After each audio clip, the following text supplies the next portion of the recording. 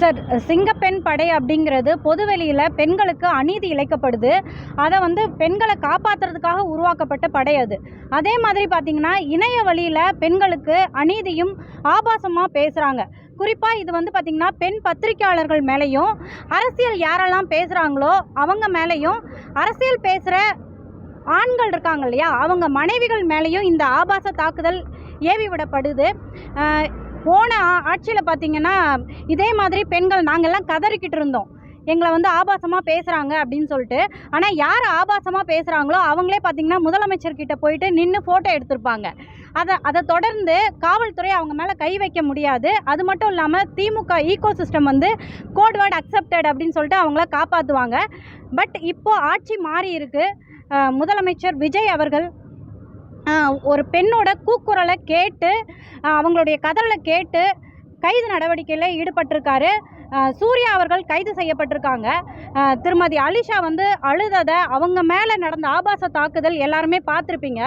என்ன எனக்கு புரியலைன்னா, ஆட்சி மாறி கூட இப்படி பேசலான்ற துணிச்சல் அவங்களுக்கு எங்கேருந்து வந்தது அப்படின்னு தெரியல. ஸோ முதலமைச்சர் விஜய் அவர்கள் கைது பண்ணியிருக்காங்க. அதுக்காக மிக்க மகிழ்ச்சி. ரொம்ப ரொம்ப நன்றி திரு முதலமைச்சர் விஜய் அவர்களுக்கு நான் சொல்லிக்கிறேன். மாலதி அவர்களோடு சேர்ந்து திரு அலிஷா அப்துல்லா அவர்கள் சார்பாகவும், மாலதி அவர்கள் சார்பாகவும் தமிழக முதலமைச்சர் திரு விஜய் அவர்களுக்கும், சென்னை மாநகர காவல்துறை ஆணையர் திரு அமல்ராஜ் அவர்களுக்கும், இந்த நடவடிக்கையை எடுத்த காவல்துறை அதிகாரிகள் அத்தனை பேருக்கும் எனது நன்றியை தெரிவித்துக் கொள்கிறேன். இந்த புகாரை பற்றி விரிவாக மாலதி அவர்கள் பேசிட்டாங்க. அதனால் நான் இந்த புகாருக்குள்ளே போக விரும்பலை. நான் இன்றைக்கு உங்களை சந்திக்க வேண்டும் என்று நினைத்ததற்கான மிக முக்கியமான காரணம், தமிழக மின்வாரிய அலுவலகத்தில் திருடு போன அந்த 18 ஹார்ட் டிஸ்க்குகள்.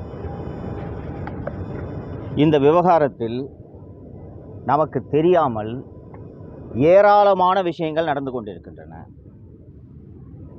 திரு செந்தில் பாலாஜி அவர்களை காப்பாற்றுவதற்காகத்தான் இந்த ஹார்ட் டிஸ்க்குகள் காணாமல் போயிருக்கின்றன என்று நான் வெளிப்படையாக குற்றம் சாட்டுகிறேன்.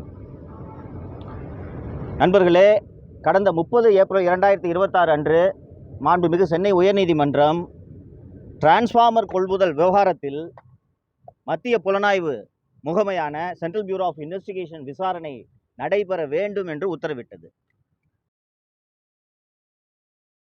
உடனே டக்குனு சிபிஐ இன்வெஸ்டிகேஷன்லாம் போட மாட்டாங்க.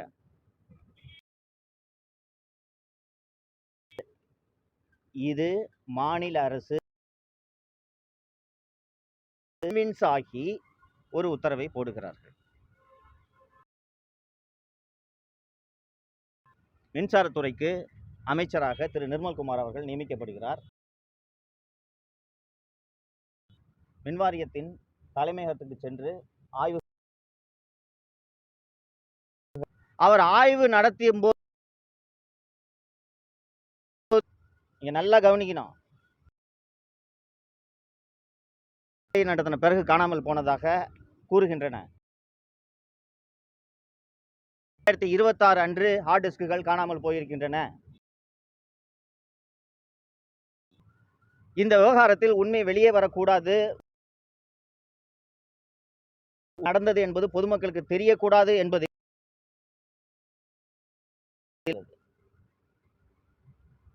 மே 20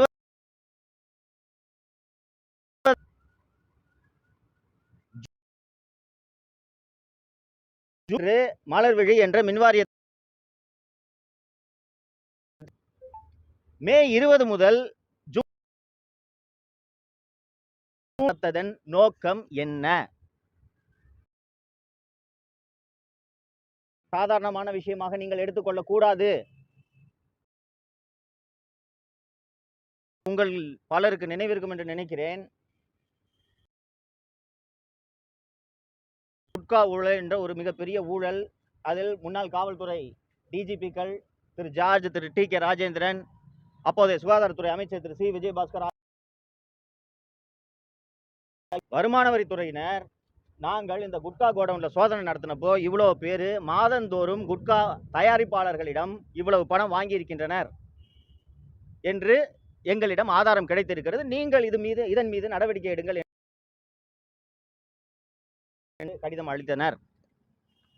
அதற்கு பிறகு தலைமைச் செயலாளரான திருமதி கிரிஜா வைத்தியநாதன் அவர்கள் அப்படி ஒரு கடிதம் எங்களுக்கு வரவே இல்லை என்றார். செல்வி ஜெயலலிதா அவர்கள் இறந்த பிறகு போயஸ் தோட்டத்திலே நடைபெற்ற வருமான வரித்துறை சோதனையில் வருமான வரித்துறை தலைமைச் செயலாளருக்கு எழுதிய கடிதம் போயஸ் தோட்டத்திலிருந்து கைப்பற்றப்பட்டது என்பதை நீங்கள் மறந்துவிடக்கூடாது. தடயங்களும் ஆதாரங்களும் இப்படித்தான் அழிக்கப்படும். உங்கள் யாருக்கும் தெரியாத ஒரு விவகாரத்தை நான் சொல்கிறேன். முன்னாள் அமைச்சர் திரு செந்தில் பாலாஜி அவர்கள் மீது போக்குவரத்து கழகங்களில் ஓட்டுநர், நடத்துனர், mechanic, junior engineer, assistant engineer ஆகிய பல்வேறு பணியிடங்களுக்கு லஞ்சம் வாங்கி கொண்டு நியமனங்களை வழங்கினார் என்ற ஒரு வழக்கு நீண்ட காலமாக நிலுவையில் இருந்து பின்னாளில் அமலாக்கத்துறை அந்த வழக்கில் தான் அவரை கைது செய்து 1.5 ஆண்டுகள் சிறையில் வைத்திருந்தது என்பது உங்களுக்கு நினைவிருக்கும். இந்த வழக்கை திரு செந்தில் பாலாஜி அவர்கள் மீது பதிவு செய்தது சென்னை மாநகர காவல்துறை. இந்த வழக்கு பதிவு செய்யப்பட்ட ஆண்டு 2015. திரு செந்தில் பாலாஜி அவர்கள் அதிமுக, அமமுக ஆகிய கட்சிகள் எல்லாம் இருந்துவிட்டு திராவிட முன்னேற்ற கழகத்திலேயே போய் சேர்ந்து விட்டார்.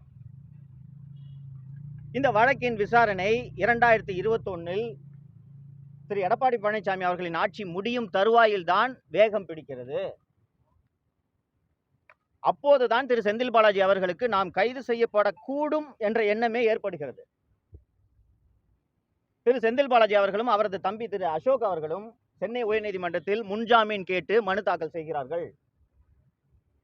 அப்போது காவல்துறையிடம் இவர்களுக்கு முன்ஜாமீன் வழங்கலாமா வேண்டாமா என்று கேட்டபோது, ஐயா நாங்கள் எல்லா இடத்துலையும் சோதனை பண்ணிட்டோம், ஒரே ஒரு இடத்துல மட்டும் சோதனை பண்ணல. அது எங்கே என்றால் செந்தில் ஆரேபுரத்தில், ராஜா அண்ணாமலைபுரத்தில் இருக்கும் திரு செந்தில் பாலாஜி அவர்களின் வீடு. சரி ஏங்க சோதனை பண்ண? அந்த வீடு பூட்டிருங்க, சாவி என்கிட்ட இல்லை, அது செந்தில் பாலாஜியோட வீடு, அந்த வீட்டோட சாவியை கொடுக்க சொல்லுங்க, சோதனைக்கு ஒத்துழைப்பு கொடுக்க சொல்லுங்க, அதுக்கப்புறம் முன்ஜாமீன் கொடுக்கறதா இல்லையான்றதை நீதிமன்றம் முடிவு பண்ணுங்கன்னு சொல்லும்போது, மாண்புமிகு நீதியரசர் திரு ஆதிகேசவல் அவர்கள் செந்தில் பாலாஜி தரப்பினரை பார்த்து, அந்த வீட்டோட சாவியை கொடுக்குறீங்களா, 100 CRPC படி உடைச்சு சர்ச் பண்ண சொல்லவா என்று கேட்கும் பொழுது, செந்தில் பாலாஜி தரப்பில் நாங்கள் சாவியை கொடுத்துறோம், எங்களுக்கு முன்ஜாமீன் கொடுங்க என்று கூறுகிறார். சென்னை மாநகர காவல்துறையில் சென்ட்ரல் கிரைம் பிரான்ச்சில் அப்போது இருந்த ஒரு அற்புதமான புலனாய்வு குழு அந்த வீட்டை திறந்து சோதனையிட்ட போது 5 மொபைல் போன்கள், 2 ஹார்ட் டிஸ்குகள், 5 பென்டிரைவ்கள் கைப்பற்றப்படுகின்றன. அந்த ஹார்ட் டிஸ்குகளில் கிட்டத்தட்ட 8000 நியமனங்கள், 8000 நியமனங்களும் பணத்தை வாங்கி கொண்டு செய்த நியமனங்கள், 8000 நியமனங்களை செய்ததற்கான தடயங்கள் அந்த ஹார்ட் டிஸ்கில் இருந்தது. அந்த பென்டிரைவ்ல managing director of metropolitan transport corporation போட வேண்டிய நியமனங்களை செந்தில் பாலாஜி அவர்களின் தம்பி அசோக் இமெயில் மூலம் அனுப்பியது தெரிய வந்தது. இந்த அத்தனை ஆதாரங்களும் அந்த ஹார்ட் டிஸ்கில் இருந்தன. அந்த ஹார்ட் டிஸ்குகள் தான் இன்று வரை செந்தில் பாலாஜி வழக்கை எதிர்நோக்க காரணமாக அமைந்திருக்கிறது என்பது உங்களுக்கு சொல்லுவதன் மூலம் இப்போது மின்வாரியத்தில் காணாமல் போன ஹார்ட் டிஸ்குகளின் முக்கியத்துவம் என்ன என்பதை நீங்கள் புரிந்து கொள்ள வேண்டும் என்று நான் நினைக்கிறேன். ஃபர்ஸ்ட் அமைச்சர் அவர்கள் டைம்ஸ் ஆஃப் இந்தியாவில் நேற்றைக்கு முன்தினம் முதல் பக்கத்தில் ஹார்ட் டிஸ்குகள் காணாமல் போயுள்ளன, 7வது, 8வது, 9 மற்றும் 10, 5, 7, 8, 10 ஆகிய மாடிகளில் உள்ள கணினிகளிலிருந்து ஹார்ட் டிஸ்குகள் காணாமல் போயிருக்கின்றன என்று டைம்ஸ் ஆஃப் இந்தியாவில் செய்தி வந்த பிறகு அமைச்சர் பத்திரிகையாளர்களை சந்திக்கிறார் இல்லைங்களா? இது ஒரு வெளிப்படையான அரசு, ஜீரோ கரப்ஷன், டிரான்ஸ்பரண்டா இருக்கும் என்று மாண்புமிகு முதலமைச்சர் அவர்கள் சொல்வதை நானும் நம்புகிறேன், நீங்களும் நம்புகிறீர்கள். ஆனால் டைம்ஸ் ஆஃப் இந்தியாவில் செய்தி வந்த பிறகு அமைச்சர் அவர்கள் செய்தியாளர்களை சந்தித்து, ஆமாங்க ஹார்ட் டிஸ்க் காணாம போயிருக்குங்க, சரி என்ன சார் பண்ணீங்க, நாங்க சிந்தாதிரிப்பேட்டை காவல் நிலையத்தில் புகார் அளிச்சிருக்கோம். நண்பர்களே, தமிழ்நாட்டில் இன்வெஸ்டிகேஷனுக்கு என்றே இருக்கக்கூடிய பிரத்யேகமான ஏஜென்சி கிரைம் பிரான்ச் சிஐடி. இந்த வழக்கை கிரைம் பிரான்ச் சிஐடி விசாரிக்க வேண்டும் என்றால் ஆமாம் விசாரிக்க வேண்டும். சிந்தாதிரிப்பேட்டை போலீஸ் ஸ்டேஷன்ல போய் நீங்க கம்ப்ளைண்ட் கொடுத்தீங்கன்னா அவங்க பந்தோபஸ்து பார்ப்பாங்களா, இன்வெஸ்டிகேட் பண்ணுவாங்களா? அப்போ உங்களுக்கு இந்த காணாமல் போன ஹார்ட் டிஸ்க்குகளை கண்டுபிடிக்க வேண்டும் என்ற எண்ணம் இருக்கிறதா இல்லையா? நண்பர்களே, அந்த காணாமல் போன ஹார்ட் டிஸ்க் தொடர்பாக இன்னும் ஒரு அதிர்ச்சிகரமான விஷயத்தை சொல்கிறேன். மின்சாரத்துறையில மின் வாரியத்துல விஜிலன்ஸ் என்று ஒரு பிரிவு இருக்கிறது. அது மின்சார திருட்டை கண்டுபிடிக்கிறதுக்கான பிரிவு.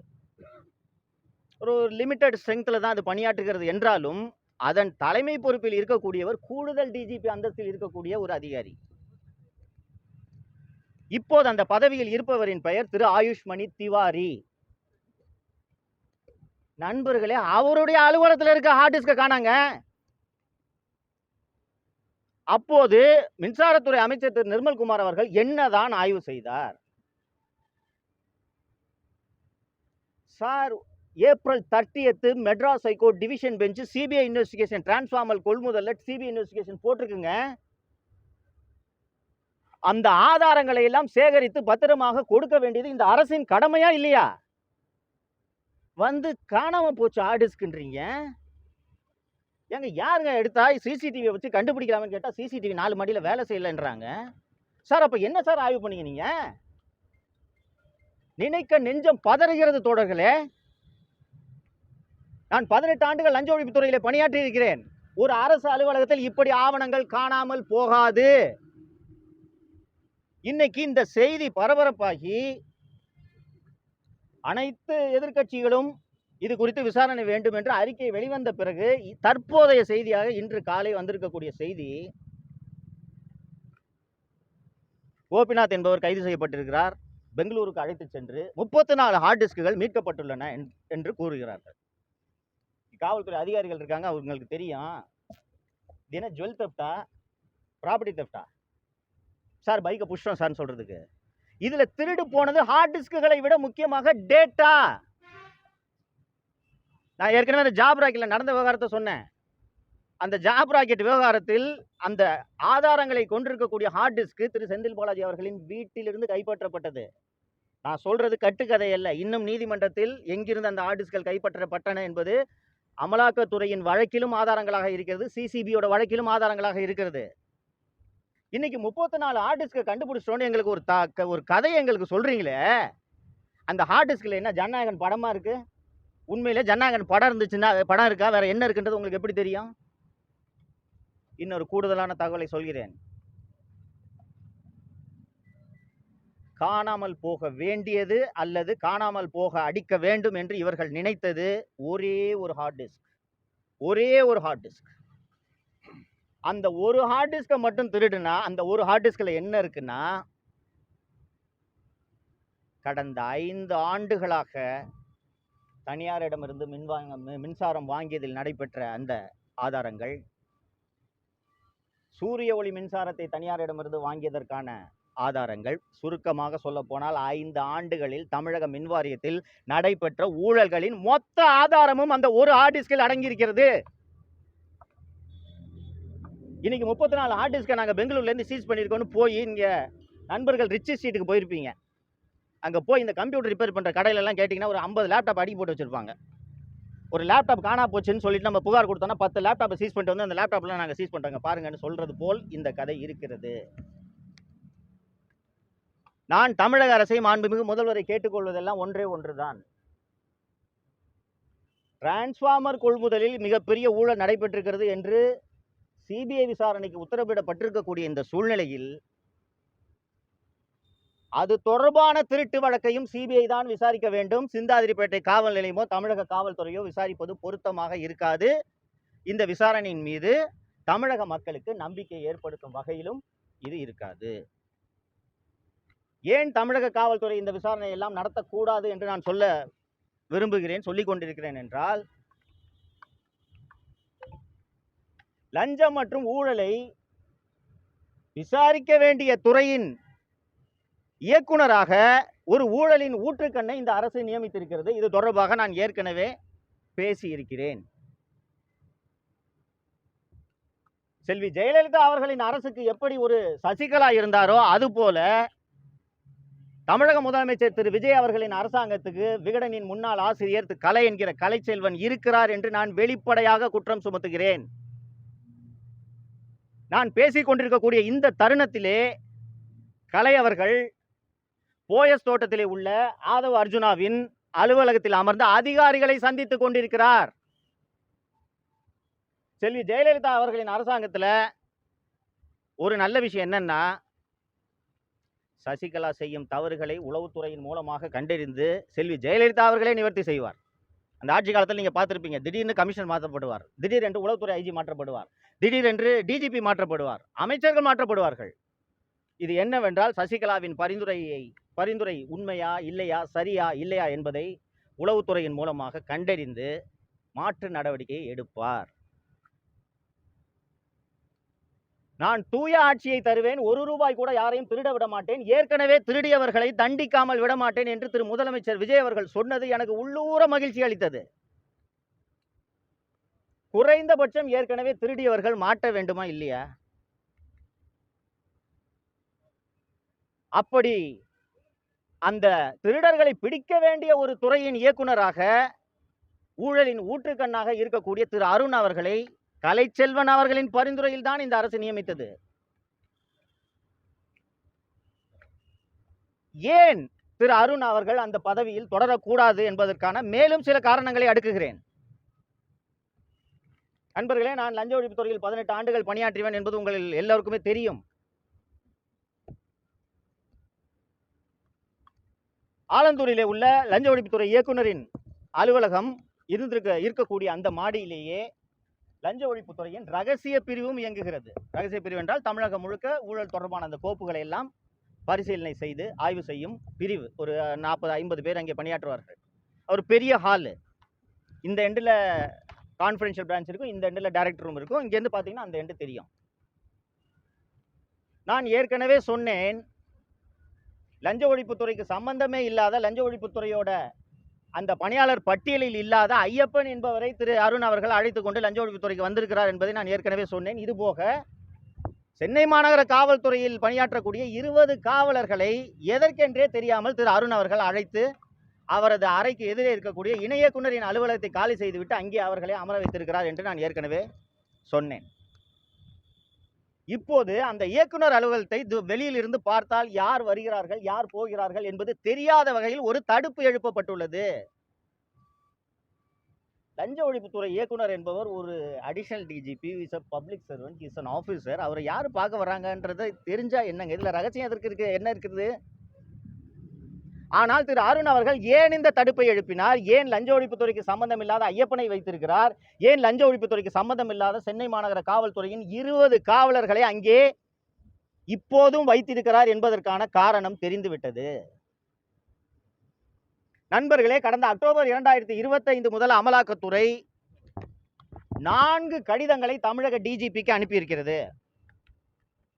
அந்த 4 கடிதங்களுமே முன்னாள் அமைச்சர் மற்றும் எனது அருமை நண்பர் திரு KN நேரு அவர்கள் செய்த பல 1000 கோடி ஊழல்கள் தொடர்பான ஆதாரங்களை அமலாக்கத்துறை பேட்சாக அனுப்பினார்கள். முனிசிபல் அட்மினிஸ்ட்ரேஷன் டிபார்ட்மெண்ட்ல டிரான்ஸ்ஃபர் அண்ட் போஸ்டிங் கரப்ஷன் மட்டும் ஒரு பேட்ச், முனிசிபல் அட்மினிஸ்ட்ரேஷன் டிபார்ட்மெண்ட்ல நடந்த ரெக்ரூட்மெண்ட் ஒரு பேட்ச், முனிசிபல் அட்மினிஸ்ட்ரேஷன் டிபார்ட்மெண்ட்ல நடந்த சாக்கடை போடுவது முதல் கட்டுமானம் வரையிலான ஊழல் தொடர்பான ஆவணங்கள் ஒரு பேட்ச். இந்த ஆதாரங்கள் எல்லாத்தையும் அந்த வாட்ஸ்அப் சாட் இதெல்லாம் ஊடகங்களில் செய்திகளாக வந்திருக்கிறது, நீங்கள் பார்த்திருப்பீர்கள். இந்த ஆதாரங்கள் வந்து கிட்டத்தட்ட அது சில 1000 பக்கங்கள் இருக்கும். இந்த ஆதாரங்களை எல்லாம் அமலாக்கத்துறை தமிழக டிஜிபிக்கு அனுப்பி நீங்கள் இதில் ஒரு விசாரணை உத்தரவிடுங்கள்,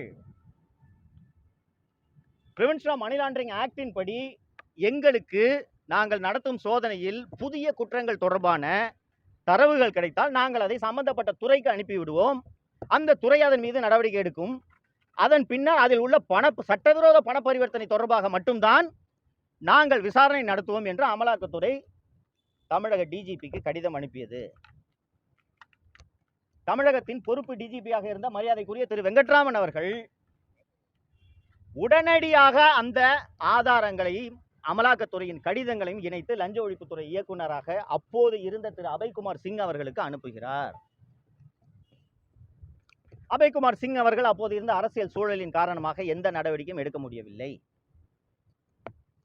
இந்த நேரத்தில் இந்த வழக்கில் சிறை செல்ல இருக்கிற எனது அருமை நண்பர் திரு கே என் நேரு அவர்களுக்கு அமலாக்கத்துறையிடம் என்னதான் ஆதாரங்கள் இருக்கிறது என்பதை எப்படியாவது தெரிந்து கொள்ள வேண்டும் என்று கடும் முனைப்பில் ஈடுபடுகிறார். ஆனால் லஞ்ச ஒழிப்பு துறையிலிருந்து ஒரு காகிதம் கசியாதுங்க. இன்னைக்கு வரைக்கும் அப்படிதான், நேற்று வரைக்கும் அப்படித்தான் இருந்தது. அவரால் அது என்ன ஆதாரங்கள் என்பதையே தெரிந்து கொள்ள முடியவில்லை. ஏனென்றால் என்ன ஆதாரங்கள் அவர்கள் இன்வெஸ்டிகேட்டிங் ஏஜென்சி கையில் இருக்குன்னு தெரிஞ்சாதான் கே என் நேரு அவர்கள் தன்னுடைய வழக்கறிஞர்களிடம் விவாதித்து அதற்கான டிஃபென்ஸை பில்டு பண்ண முடியும். திரு அருண் அவர்கள் அமலாக்கத்துறை அனுப்பியிருந்த அந்த ஆயிரக்கணக்கான பக்கங்கள் கொண்ட ஆதாரங்களை மொத்தமாக ஒரு நகல் எடுத்து கே என் நேரு அவர்களிடம் ஒப்படைத்திருக்கிறார் என்று எனக்கு லஞ்ச ஒழிப்புத்துறையிலிருந்து தகவல் வந்திருக்கிறது. இது போன்ற அநியாயம் எங்காவது நடக்குமா? திரு அருண் அவர்கள் மீது எனக்கு என்ன தனிப்பட்ட பகையா? எனக்கு வர வேண்டிய கமிஷனர் போஸ்ட் அவர் பறிச்சுக்கிட்டாரா? ஆனால் இவர் தவறான நபர், இவரை இங்கே நியமிக்காதீர்கள், நீங்கள் நியமித்தது தவறு, திருத்திக் கொள்ளுங்கள் என்று நான் ஏற்கனவே ஒரு முறை வெளிப்படையாக மக்கள் மன்றத்திலே முதல்வர் அவர்களுக்கு கோரிக்கை வைத்தேன். இன்னமும் அருண் அவர்கள் அந்த பதவியிலே தொடர்கிறார். நேற்று நீங்கள் எல்லாம் பார்த்திருப்பீர்கள், பத்திரப்பதிவு அலுவலகங்களே அருண் அதிரடி சோதனைக்கு உத்தரவிட்டார். லட்சக்கணக்கில் பணம் கைப்பற்றப்பட்டது என்று. நண்பர்களே, ஒரு விஷயத்தை புரிந்து கொள்ளுங்கள். கொஞ்சம் ஆஃப் பண்ணுங்க. நண்பர்களே, ஒரு விஷயத்தை புரிந்து கொள்ளுங்கள். நான் லஞ்ச ஒழிப்புத்துறையிலே பணியில் சேர்ந்தது 1991ஆம் ஆண்டு. லஞ்ச ஒழிப்புத்துறையோட வேலையே இந்த மாதிரி சர்ப்ரைஸ் செக் பண்ணுறது தான். சப் ரிஜிஸ்டார் ஆஃபீஸ் மட்டும் இல்லை, ஆர்டிஓ ஆஃபீஸ்க்கு போவான், தாலுகா ஆஃபீஸ்க்கு நான் போயிருக்கிறேன், விருகம்பாக்கம் சப் ரிஜிஸ்டருக்கு நான் போயிருக்கிறேன். ஆர்டிஓ ஆஃபீஸு இது அந்த மாதிரி பணப்புழக்கம் அதிகம், லஞ்சம் அதிகம் புழங்கக்கூடிய அலுவலகங்களுக்கு செல்வது என்பது அதுதான் பணி. இப்போது ஏன் திடீரென்று பத்திரப்பதிவுத்துறை மீது குறிவைத்து இப்படி ஒரு அதிரடி சோதனைகளை திரு அருண் அவர்கள் நடத்த உத்தரவிட்டிருக்கிறார் என்றால், முதல்வர் அவர்கள் பார்த்துவிட்டு, ஆகா, இப்படி ஒரு மாணிக்கத்தை நாம் தேர்ந்தெடுத்து லஞ்ச ஒழிப்புத்துறைக்கு நியமித்திருக்கிறோமே என்று இவரை இந்த பணியிலே தொடர அனுமதிக்க வேண்டும் என்பதற்காகத்தான் நான் மீண்டும் ஒரு முறை முதல்வர் அவர்களிடம் வேண்டி கேட்டுக்கொள்கிறேன். ஜெயலலிதாவின் சசிகலாவாக தாவேகா ஆட்சிக்கு கலைச்செல்வன் உருவாகி இருக்கிறார். நீங்கள் தூயாட்சி நடத்த வேண்டும் என்ற நோக்கத்தில் தான் நீங்கள் சினிமாவை விட்டுவிட்டு அரசியலுக்கு வந்தீர்கள் என்பதை மறந்துவிடக் கூடாது. நான் ஏற்கனவே ஒரு நேர்காணலில் குறிப்பிட்டது போல, மக்கள் உங்களுக்கு சும்மா வாக்களிக்கவில்லை, பேரன்போடு வாக்களித்திருக்கிறார்கள்.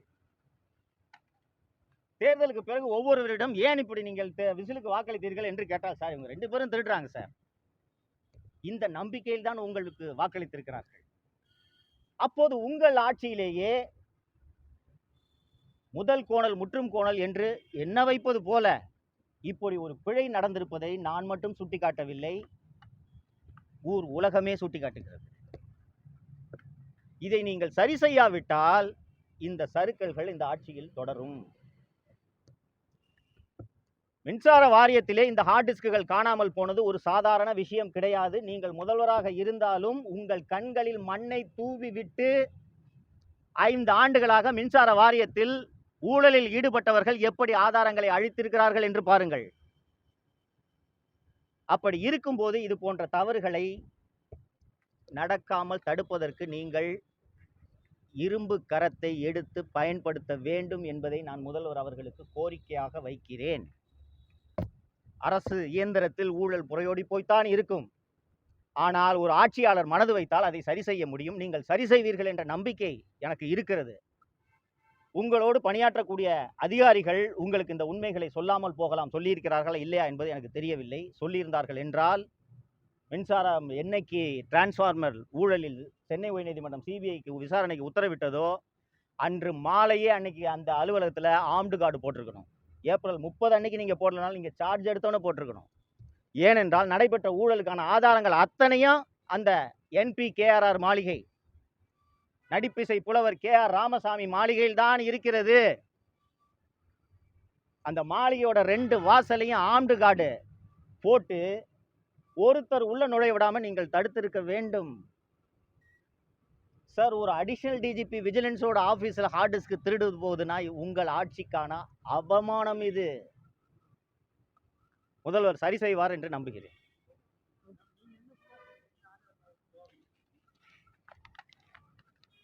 மேல அது விஷயம் அப்படி இருந்தாலும் பேசுறீங்க. அப்புறம் விஷயம் கட்டலாம் பேசுறேன் மேடம் பேசுறேன் கரெக்டாக மைக் கீழே இருங்க மேடம், மைக் கீழே இருக்குப்பா, மைக்கில் கீழே இருங்க மேடம். பேச தெரியல பேர் மேடம், முகம் தெரியல, மைக்கில் கீழே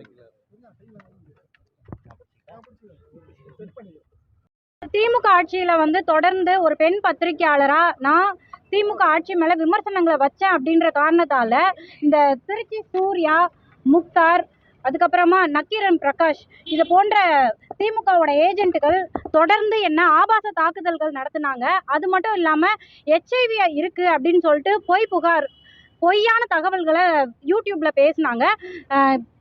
கடந்த ஆட்சியில் கண்டிப்பாக உங்களுக்கு எல்லாருக்குமே தெரியும், முதலமைச்சர்கிட்ட நம்ம சொன்ன கோரிக்கைகள் போய் சேர்ந்துச்சானே தெரில. அதனால இன்னைக்கு அலிஷாவுடைய புகாருக்கு திருச்சி சூர்யா அவர்கள் கைது செய்யப்பட்டிருக்காரு. தாவேக ஆட்சியில் முதலமைச்சர் திரு விஜய் அவர்கள் கைது நடவடிக்கை மேற்கொண்டிருக்காரு. அதனால எனக்கும் நீதி கிடைக்கும் அப்படின்னு சொல்லிட்டு திருச்சி சூர்யா மேலே புகார் கொடுத்துருக்கேன். அதாவது பெண்கள் மேலே ஆபாச தாக்குதல் நடத்துறது அப்படிங்கிறது கருத்து சுதந்திரம் அப்படின்னு எந்த சட்டமும் சொல்லலைங்க. இதே வந்து முதலமைச்சராக இருந்தாங்க இல்லையா மு க ஸ்டாலின் அவர்கள், அவங்க குடும்பத்து பெண்கள் பேசுனா இதை கருத்து சுதந்திரம்னு சொல்லிட்டு திமுக ஈகோ சிஸ்டம் சொல்லுமா? ஆனால் இன்றைக்கி வந்து சொல்கிறாங்க கருத்து சுதந்திரத்துக்கு மேலே தாக்குதல் அப்படின்ட்டு. இதை நான் மக்கள்கிட்டே விட்டுடுறேன். இதே மாதிரி இந்த பெண் மீது நடக்கிற ஆபாச தாக்குதல்லாம் கருத்து சுதந்திரம் அப்படின்னு சொல்லிட்டு அவங்க சப்போர்ட் பண்ணிக்கிட்டு இருந்தாங்கன்னா ஏற்கனவே திமுக ஆட்சி வந்து அம்பலப்பட்டிருக்கு, அப்புறப்படுத்தப்பட்டிருக்கு. மீண்டும் மீண்டும் அவங்க மக்கள் மத்தியில் அந்நியப்பட்டுக்கிட்டு தான் இருப்பாங்க. கொஸ்டின்ஸ் இருக்கா? இப்போ வந்து அண்ணாமலை மேலே வந்து நீங்களே நிறைய அலிகேஷன்ஸ் வச்சுருக்கீங்க. இந்த மாதிரி பெங்களூரில் நிறைய இடம் வாங்கிட்டாரு அப்படின்னு சொல்லிட்டு இப்போ வந்துட்டு அவர் புதிய கட்சி தொடங்க போகிறாரு. மேலிடம் வந்து அவருக்கு மேலே ப்ரெஷர் தொடங்கத்தான் போகிறார். தொடங்கட்டும், என்ன நடக்கிறது என்று பார்ப்போம். இதே டைமில் வந்துட்டு அவர் இது லைவ் போடுறேன் அவர் தொடங்க போகிறார், அதில் ஒன்றும் சந்தேகம் வேண்டாம். அவர் தொடங்க போகிறார், தொடங்கட்டும், வாழ்த்துக்கள். அலிகேஷன் சொன்னதான், அதில் இன்றைக்கும் நான் பின்வாங்கலை. தொடங்கட்டும். அவர் எனது நண்பர், நெருக்கடியான நேரங்களில் எல்லாம் எனக்காக குரல் கொடுத்தவர் அவர். அதனால் அவரோட புதிய முயற்சிக்கு வாழ்த்துக்களை தெரிவித்து உங்களோட குற்றச்சாட்டு வந்து திமுகவை காப்பாற்ற டிவிக்கே நினைக்கிறதுன்னு சொல்லுவீங்களா? அந்த ஆர்டிஸ்ட் சுற்றி அதான் சொல்லியிருக்கேன். புரியல உங்களுக்கு? ஸ்ட்ரைட்டாக சொல்லுங்கள். இல்லை, நான் டீட்டெயிலாக சொல்லிட்டேன். நான் அதை இல்லை நண்பரே, திமுக ஆட்சியில் ஒரு மிகப்பெரிய ஊழல் நடந்திருக்கிறது என்று நீதிமன்றங்கள் சொல்லியிருக்கின்றன, நானும் சொல்லியிருக்கிறேன், நீங்களும் சொல்லியிருக்கிறீர்கள், ஊடகங்கள் அத்தனையும் சொல்லியிருக்கின்றன. அந்த ஆதாரங்கள் முதல்வர் திரு விஜய் அவர்களின் ஆட்சியில் காணாமல் போகிறது என்றால் இதை எப்படி புரிந்து கொள்வது? தமிழக பாரதிய ஜனதா கட்சியின் தலைவர் திரு நயினா நாகேந்திரன் அவர்கள் சொன்ன கருத்தில் எனக்கும் உடன்பாடு. கடந்த கால திமுக ஆட்சியில் நடைபெற்ற ஊழல்களில் ஈடுபட்டவர்களை காப்பாற்றும் முயற்சி இந்த ஆட்சியில் நடக்கிறதோ என்ற சந்தேகம் எழுகிறதுன்னு திரு நயினா நாகேந்திரன் அவர்கள் சொல்லியிருக்கிறார். எனக்கும் அந்த சந்தேகம். சார், பல்வேறு இடங்களில் மின்வெட்டு, அறிவிக்கப்படாத மின்வெட்டு ஏற்படுது. 1 மணி நேரத்துக்கு மேலாக, சில நேரத்தில் 4 மணி நேரத்துக்கு மேலாக இருக்குது. இது வந்து தாவேக அரசை முடக்கிறதுக்காக சில சதிகள் நடக்குது என்று மக்கள் பலரும் சொல்கிறாங்க. சார், நேற்றைக்கு செய்தியாளர்களை சந்தித்த மின்சாரத்துறை அமைச்சர் திரு நிர்மல்குமார் அவர்கள் அரசாங்கத்தை யாரும் மிரட்ட முடியாது, அரசு இயந்திரம் அப்படி பயப்படக்கூடியதல்ல, எங்களையெல்லாம் யாரும் மிரட்ட முடியாதுன்னு சொல்லியிருக்காரு. அப்படி இருக்கும்போது எப்படி திமுகவை சேர்ந்தவர்கள் மின்வெட்டுக்கு காரணமாக இருக்க முடியும்? புதிய ஆட்சி கொஞ்சம் அவகாசம் கொடுப்போம். மின்வெட்டு கோடை காலத்தில் அதிக கன்சம்ஷன் காரணமாக மின் தேவை அதிகம் இருப்பதால் ஆங்காங்கே மின்வெட்டு ஏற்படுவது இயல்பு. அதுக்காக நான் அதை சரின்னு சொல்லலை. அதை போர்க்கால அடிப்படையில் சரி செய்வதற்கான நடவடிக்கைகளை திரு நிர்மல்குமார் அமைச்சர் அவர்கள் மேற்கொள்ள வேண்டும்ன்றதான் இந்த நேரத்தில் கோரிக்கை வைத்துக்கொள்ள விரும்புகிறேன். கூடுதலாக திரு நிர்மல்குமார் அவர்கள் 26/5/2026 அன்று செய்தியாளர்களை சந்தித்த போது மின்சார வாரியத்தில் சில கருப்பு ஆடுகள் இருக்கின்றன அப்படின்னு சொல்லியிருந்தார். உங்களுக்கு நினைவு இருக்குன்னு நினைக்கிறேன். கருப்பு ஆடுகள் இருக்கின்றனன்னு தெரிஞ்சவர் அந்த கருப்பு ஆடுகள் ஆவணத்தையும் ஆர்டிஸ்கையும் திருடுன்றது யோசிக்க வேணாமா? அப்போ எவ்வளவு பாதுகாப்பை ஏற்பாடு செய்திருக்க வேண்டும்? அப்படித்தான் இதை புரிந்து கொள்ள வேண்டியிருக்கிறது. அதாவது விஷயத்தோட தீவிரத்தன்மை அமைச்சர் அவர்களுக்கு புரியவில்லையோ என்று எனக்கு தோன்றுகிறது. உங்களுக்கு ஆயிரக்கணக்கான கோடி ஊழல் நண்பரே. இந்த மற்ற துறை போல மின்சாரத்துறை இல்லை. இந்த மின்சாரத்தை ஒரு யூனிட்டு நார்மலாக இப்போ நம்ம வந்து 6 ரூபாயோ 7 ரூபாயோ ஒரு யூனிட்டுக்கு கட்டுறோம்னு நினைக்கிறேன், எக்ஸாக்டாக எனக்கு தெரியல.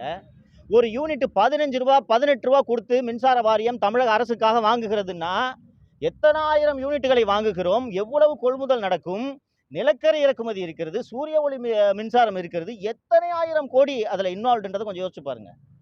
அப்போ அதில் ஊழல் நடைபெற்றிருக்கிறது என்று மீண்டும் மீண்டும் கூறும் அமைச்சர் அந்த ஆதாரங்களை பாதுகாக்கத்தானே சார் முதல்ல நடவடிக்கை எடுக்கணும். கருப்பாடு இருக்குன்னு நீங்கள் தான் சொல்கிறீங்க. அப்போ அந்த கருப்பாடை பிடிக்கிறதுக்கு தானேங்க உடனே நடவடிக்கை எடுத்துக்கணும். ஒரு அலுவலகத்தில் சிசிடிவி இருக்கா இல்லையான்றதே தெரியாமல் நீங்கள் என்ன ஆய்வு சார் பண்ணுறீங்க? வருத்தமாக இருக்குங்க. சரிங்களா, நன்றி.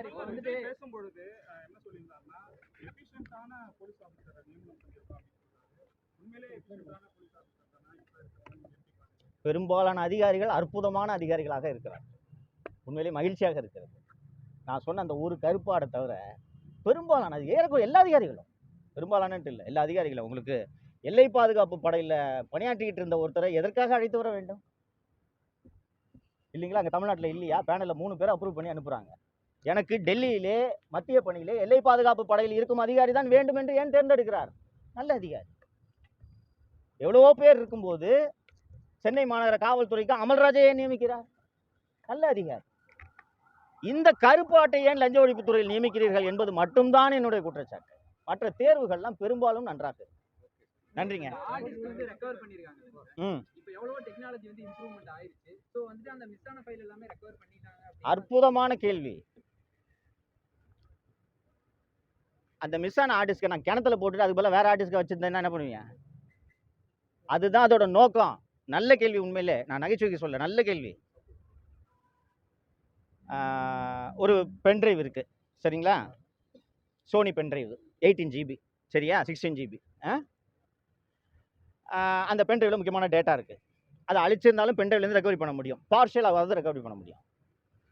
நான் அந்த பென்ட்ரைவை தூக்கி கிணத்துல வீசிட்டு 4 சோனி பென்ட்ரைவ் வச்சுருந்தா எதை ரெக்கவரி பண்ணுங்க? அதான் அதோட நோக்கம். புரிஞ்சுக்குங்க.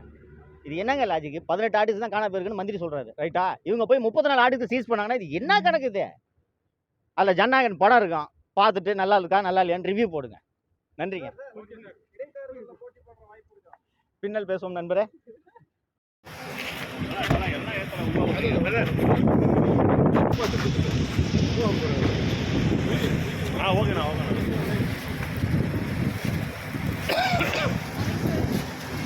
சார் அந்த கம்ப்ளைண்ட் காப்பி இங்கே காமிச்சிங்கன்னா நல்லா இருக்கும் சார். கொடுத்த பிறகு ப்ரெஸ்ஸில் பேசுகிறது தான் முறை. அந்த கம்ப்ளைண்ட் காப்பி கையில் காமிச்சிங்கன்னா நல்லா இருக்கும் சார். அவங்க தான் கம்ப்ளைண்ட். கொஞ்சம் பின்னாடி வந்து நான் ஃபோன் எடுத்துகிறேன். ஒரு நிமிஷம் கொடுத்துட்டு வந்துடுறோம். ஆனால் எதை சம்மந்தமாக கொடுத்துட்டு வந்துடும். அப்புறம் தான் ப்ரெஸ்ஸை தான் முறை.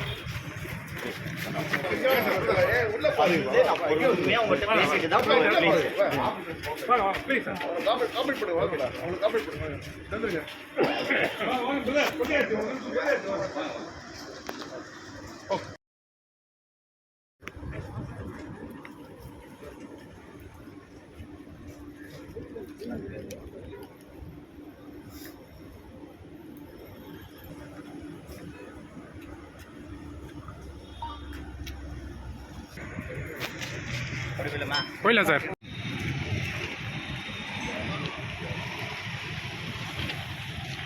சார் கம்ப்ளைண்ட் காப்பி, இந்த கம்ப்ளைண்ட் காப்பி வந்து வாங்கி காட்டுங்க. ஓகே.